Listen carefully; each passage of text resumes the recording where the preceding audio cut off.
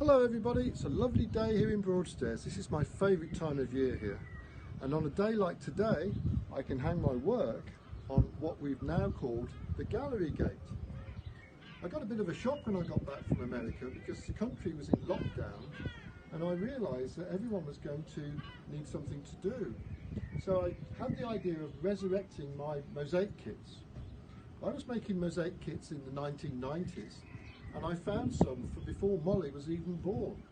But of course since then I've pioneered and developed the idea of fused glass mosaics. So these are fused glass mosaic kits. You get the fusions and the tiles to make the mosaic yourself. Sometimes the fusions are big, like this rhino horn, and sometimes they're small and delicate, like in the snake and the peacock.